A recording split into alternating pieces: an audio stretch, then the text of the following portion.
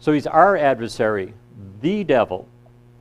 A lot of times when you see the words the devil, it's talking about Satan himself. Sometimes it's not. Jesus said he cast out, he was presented with somebody with a deaf and dumb spirit, or deaf and dumb devil, a lot of times is what they'll say.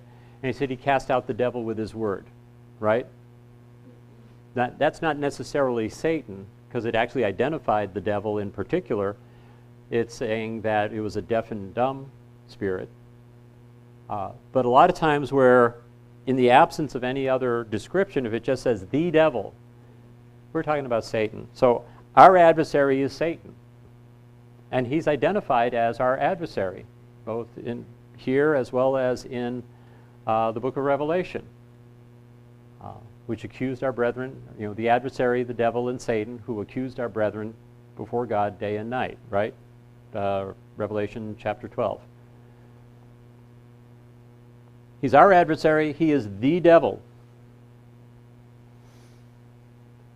As a roaring lion. As a roaring lion. That doesn't mean he is a roaring lion. He puts on the show of being a roaring lion. He wants you to think he is a roaring lion. We have the Lion of the tribe of Judah, correct? The devil, and we'll get into this actually quite a bit here, you'll be kind of surprised, I know I was, just the extent of how much the devil counterfeits what God has done. He'll take the things that God has created, the different plans, the different creatures, the different things or processes, and he'll twist them and corrupt them to his own use. So there's a lot of things that he does that God originally did for our benefit, but he twists and corrupts. One easy example is mind renewal. God's commanded us to renew our minds to the truth of God's word. The devil wants to renew your mind to his lies. Okay?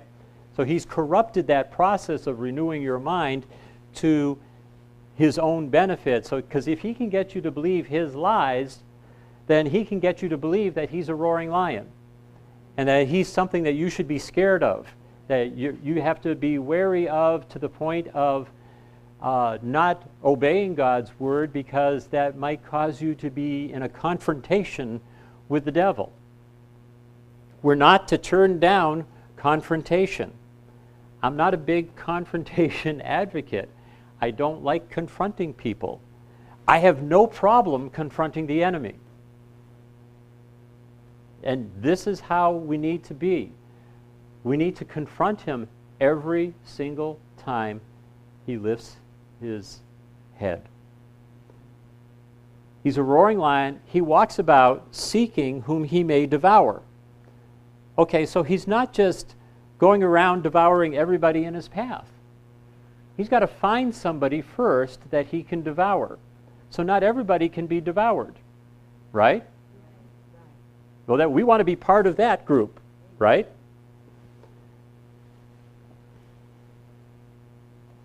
He has to find a person that's in a position to be devoured. That's 1 Peter 5:8. Now let's look at Luke 10:19, and I talked about this right before the break. Behold, I give unto you authority to tread on serpents and scorpions, and over all the ability of the enemy, and nothing shall by any means hurt you. Behold, that means take notice. Look at this. Consider this. This is important. What I'm saying here, you need to, I'm paraphrasing for the word behold. That's what it means. Look at this. Consider this. This is important. This isn't something you should just blow right by. So behold, I give unto you authority. Jesus gave the authority. It's already done. He didn't loan the authority. He didn't give you some authority. He gave you authority. That means all the authority. Now it also says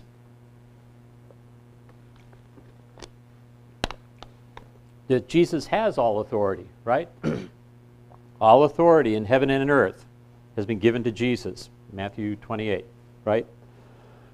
Excuse me.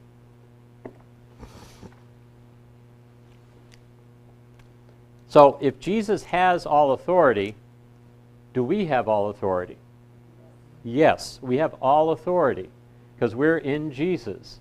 We're growing up into the measure of the stature of the fullness of Jesus. And it talks about the church in Ephesians that Christ is placed as the head over the church, which is the fullness of him that fills all in all, right? And so the church is the fullness of Christ. Think about that for a minute. The church is the fullness of Christ. All of us as members of the church, we should be the fullness of Christ. We have an obligation to push into that, to grow up into the measure of the stature of the fullness of Christ. So if Jesus has all authority, then we have all authority because we are in him. So Jesus has all authority. We have all authority. How much authority does the devil have? None. Correct. The devil has no authority. We go into this in the DHT quite a bit. The devil has no authority to give you sickness, to give you disease, to cause financial hardship, to cause a car accident, to mess up relationships in your family, to whatever it is that's evil, bad, wrong. Anything that falls under this part of here, he has no authority to do it. That's why it says he is a thief. He comes to steal, to kill, and destroy. A thief is someone who takes something without authority. Because if he had authority, he wouldn't be a thief. He had legal right to take it, right? You know, somebody, what was it, Aaron's rent-all place, you know, you rent a TV or a couch from them, and you don't make the payments, they have legal right to come back and take the couch. They're not stealing it. They have legal right to. They have authority to. The devil, he's a thief. He doesn't have legal right.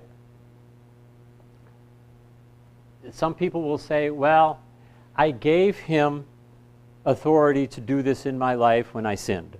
When I did this or that, when I goofed up and I sinned, then I gave him legal right. First of all, it's not your authority. Remember, Jesus has all authority. The authority that we exercise is actually his authority because we're part of his body. So it's Jesus' authority moving through Jesus' body, which is us, and doing the work. So it's not really our authority. I can't give away something that is not mine. Does that make sense? So I can't give the enemy authority to do anything. Well, I opened the door. I let him in. I don't know if we got any police or law enforcement in here, but they'll tell you, even if you left the door to your house wide open. We actually did this once. We had 5 kids. They were all young. And we were going somewhere, and everybody's running around trying to get in the car and doing this and that, and we go, and we were gone for all day, and we came back, and I see the back doors open. I tell everybody, you wait in the car, I'm going inside first. Because I didn't know what was in there. And there was nothing in there. I mean, there was no bad guys or anything like that. All of our stuff was fine, everything was in there, and we started discussing who did what and who was the last person out the door, and whoever the last person was neglected to close the door as we left, and so that's why it was wide open. If someone had walked into our house with the door wide open and picked up our couch or our TV or whatever and walked out, that is still burglary. It's not breaking and entering. but it is still burglary. It is still theft. Does that make sense? Now, they just didn't break in because the door was open, so that crime they did not commit, but they're still committing a crime by taking something that they have no legal right to take. Does that make sense? Are we clear? The only reason why I make such a big deal out of this is I run into this on a regular basis in talking to people. And it becomes an excuse for not living a life above sin, above accidents, above diseases. If they're thinking everywhere time I can do anything wrong, then I've let the devil in and he can do whatever he wants, the devil just runs roughshod over him. The devil wants you to believe that just as much as he wants you to believe he's a roaring lion. He wants you to believe that you don't have power over him. You do have power over him. And we're going to go into that.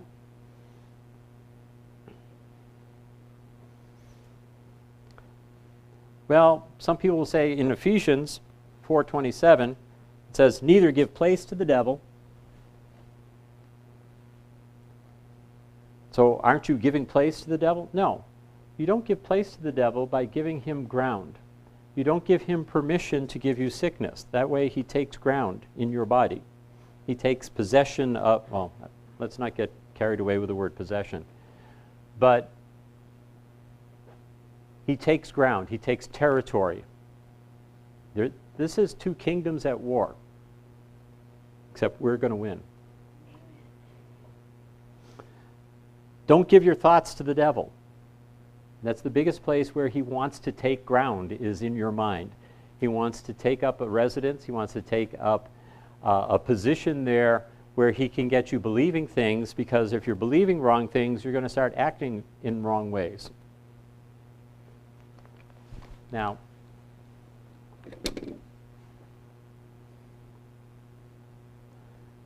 I want to read something here that's not in your manual.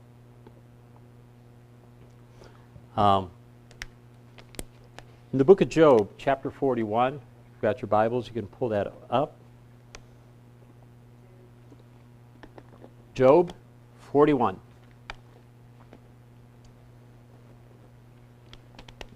I always tell people, Job's a great book. I love reading Job. But you've got to remember, when you're reading it, who's talking. The best way to read the book of Job, go through every verse that God is speaking. Because whatever God's saying is true, right? Have you considered my servant Job? He's a perfect and upright man who fears God and eschews evil. That is true. Job was a perfect and upright man in God's eyes who feared God and eschewed evil. That's how he was perfect and upright. He feared God and he eschewed evil. Eschewed means avoided. For those of you not familiar with not Elizabethan, Jamesian, Shakespeare. So, Job 41, this is God speaking. Now, throughout 39 and 40, God's been talking to Job and talking about, were you there? Were you there when I created the stars, when I created this, can you do this, can you do that? Just trying to get Job to have a little bit more perspective on who he is and who God is. Because Job wanted to argue with God. And I think in Psalms it says that God is in the heavens and you are on the earth, so let your words be few. Job didn't let his words be few. And so God and God loved him. God wanted to straighten him out. But he gets up to verse 41. He's been talking about these different creations that he created. And he starts talking about Leviathan. Now, Leviathan also appears in the book of Isaiah. I think it's chapter 10. In that day the Lord with his sword and great sword shall punish Leviathan, that piercing serpent, that crooked serpent. He shall slay the dragon that is in the sea. And this is a prophecy of something that's going to happen in the end time. But I'm not going to go into end times right now, because we can just talk about Leviathan. But my point is, when God starts talking about Leviathan here, he's not talking about a natural creature. He's not talking about a crocodile or a blue whale or any of those things. And I'll show you why when we get to the end of chapter 41. But he starts out, canst thou draw out Leviathan with a hook? Now I'm going to jump down, and I'll come back to this, don't worry, to verse 7. Now remember, the first verse is, can you draw out Leviathan with a hook? Can you go fishing and catch him and pull him out of the water with a hook? And then in verse 7 he goes, can you fill his skin with barbed irons, spears, weapons of war? Can you fill his skin with those? Can you fill his head with fish spears? Lay your hand upon him, remember the battle, and do no more. You can't win against this. You can't, you go after him with your fish spears, with your barbed irons. You lay your hand upon him. The only thing that's going to happen is you're going to remember the battle, and that's it. You've lost. He's a champion. It says, behold, the hope of him is in vain. Shall not one be cast down even at the sight of him? No one has any hope of beating this created being, this Leviathan. In fact, they're just cast down at the very sight of him. None is so fierce that dare stir him up. Who then is able to stand before me?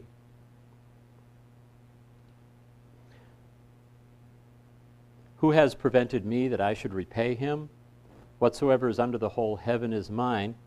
Verse 12, I will not conceal his parts, Leviathan's parts. I'm not going to conceal them. I'm going to show them to you, Job. You need to understand who this enemy is.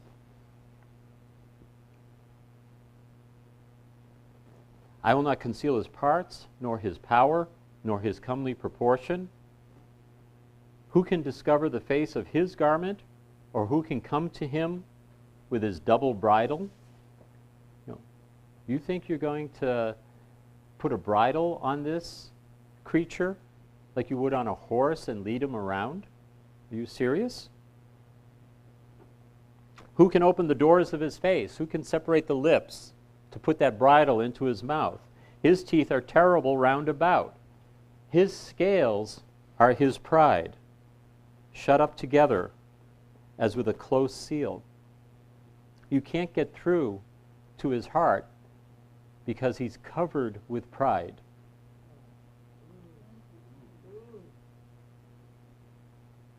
One is so near to another that no air can come between him or between them. They are joined one to another. They stick together. They cannot be sundered, talking about the scales.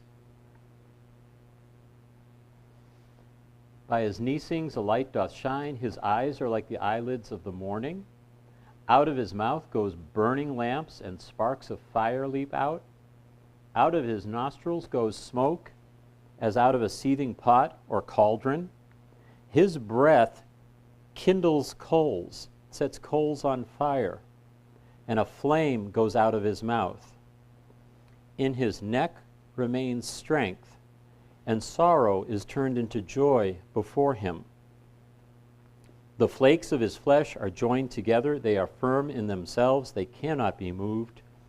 His heart is as firm as a stone, yea, as hard as a piece of the nether millstone. That was the hardest stone that they could compare things to. It was the bottom stole of a grist mill, where you'd have one rock rotating on the other to grind wheat into flour. That bottom stone was always the heaviest, most dense, most hard rock. When he raiseth up himself, the mighty are afraid. By reason of breakings they purify themselves. The sword of him that layeth at him cannot hold. Just like we said before, the spear, the dart, nor the habergeon. He esteems iron as straw, brass as rotten wood. The arrow cannot make him flee. Sling stones are turned with him into stubble. Darts are counted as stubble. He laughs at the shaking of a spear. Sharp stones are under him. He spreads sharp pointed things upon the mire. He makes the deep to boil like a pot, He makes the sea like a pot of ointment. He makes a path to shine after him. One would think the deep to be hoary.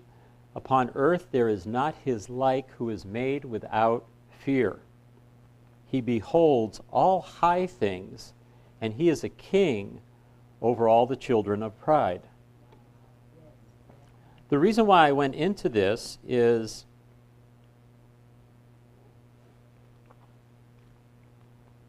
like many other aspects of Christianity, there are ditches when it comes to devils, demons, and deliverance. They're one extreme on one side. Oh, we don't have to do anything. We don't have to worry about devils. They were just all defeated at the cross, and they're not bothering us anymore. We don't have to think about them. We don't have to worry about them. And then on the other side, we've got people that are afraid. They see demons behind every corner. They see demons behind everything people do, which is not necessarily true. We'll get into that. They see, and they're terrified. How do I deal with this? How do I manage this? How do I, I don't want to get caught by the devil. The devil's always beating me up here and beating me up there. I can never get ahead. We have to have, and listen to what I'm saying and don't hear what I'm not saying. We have to have a certain level of respect for our enemy, just as any good warrior does. We want to have an understanding of his powers, an understanding of his abilities, an understanding of what he does, so we can approach him with the appropriate weaponry and skill set in order to defeat him. Jesus said plainly when he said, you've got to count the cost. He didn't just talk about building a building. He said, you've got to count the cost, whether you can go out to meet an army coming at you with 20,000, whether you can go out and meet them with 10,000. And if you can't, then you better be sending ambassadors to seek peace with that incoming army, because they're outnumbering you. We have to have a certain level of respect for his ability, what he is, what he does, so that we're not surprised by anything, and we can attack and defeat him every single time. If you misjudge your enemy, you're in trouble. Does that make sense? So that's why I want to go over some of this in the book of Job, because it really handles it real well. So now let's go back to the beginning of Job 41. Canst thou draw out Leviathan with a hook? Now listen to what God can do with this. A man can't do anything against him. A man can't beat him on his own.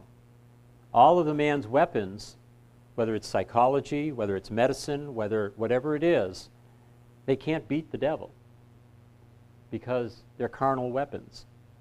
It says the weapons of our warfare are spiritual, right? Mighty through God to the pulling down of strongholds, right? Yeah. We don't war with carnal weapons. We can't. The devil wants you to war with carnal weapons because he's in the carnal realm. He's been there for thousands of years. He knows how to beat you every time. It said never argue with a fool, because they will pull you down to their level and beat you with experience. So God, on the other hand, says, can you draw him out with a hook? He's just described this most powerful being that's ever been created.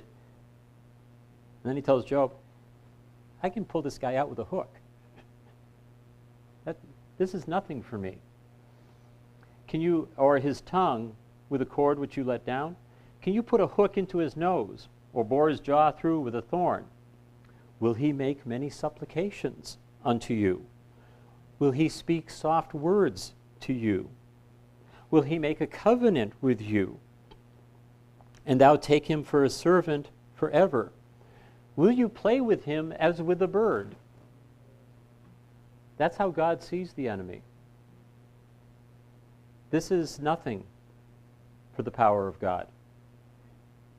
Does that make sense? I want you to see both sides of this. It gets back to where we are here. Without God, we're hopeless, right? Without the power of God, we have no power against the enemy, none whatsoever. With God, he's hopeless.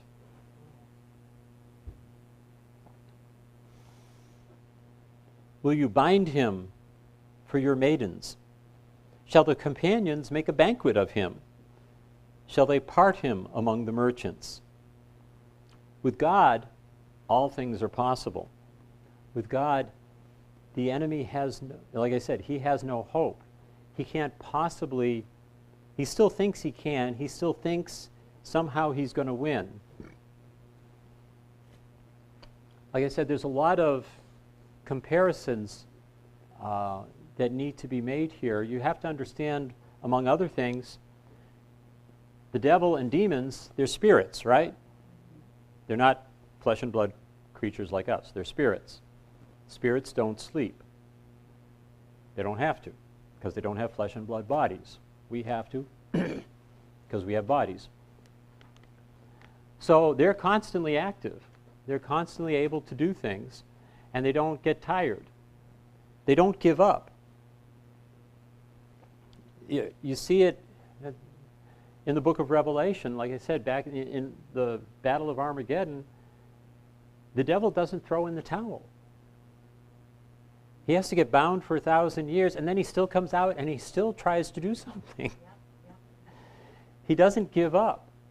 It's not in his nature. It's not his character. So what does that tell us as Christians? We must never give up. We must never get tired. We must never back off. We must never get tired of this fight, of this battle. Battles come and go. The war has been won. There's a story, in fact, I remember this. Curry quoted it. Some of you may be old enough to remember. If you're back in the 1970s, I think it was like 1973, 74, somewhere in there, on one of the islands in the Pacific, they found a Japanese soldier who was still fighting the war because he hadn't heard that the war was over. And he was, at that point, he was in his 60s or later. And he had kept at it all this time. I forget the whole full story of how they found him, but I think if I remember the story correctly, his commanding officer had told him, you stay here, you do this, you keep this compound or this area until we come back. And then they were all captured and obviously never came back, and so he obeyed. The last command that he had was the command he was obeying, and he kept it year after year after year. He lived off the land. I'm assuming he probably ran out of bullets after a while. I don't know if he was smart enough to make his own bullets. But he could certainly make weapons and cause trouble, and as things went on, as they eventually found the guy, and they actually found his commanding officer. And his commanding officer was still alive, and they talked to him and said, you got to talk to this guy and tell him to stand down so we don't kill him. These guys. They made a movie of it. They did? I remember it. Oh, okay. I don't remember the name. But Yeah. I don't remember. Interesting, okay. Because I remember reading about it in the newspaper back when I was in high school. I was back. We were in high school then, too. Right.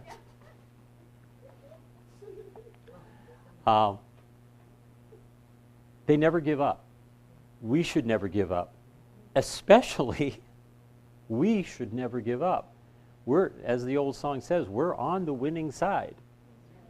There is no reason to give up. Is it hard sometimes? Sure. Life is hard. Sometimes people think they're so smart when they want to argue religion with you, and they say, well, why do bad things happen to good people? My response is, bad things happen to everybody. They happen to good people, bad people, mediocre people. bad things happen to everybody. It's just a matter of what are you going to do in your reaction to it. You know, God is good, and he makes a way out of every problem that we can get ourselves into if we believe, if we obey. So we have to be always consistent, always on guard, always ready, and always never giving up.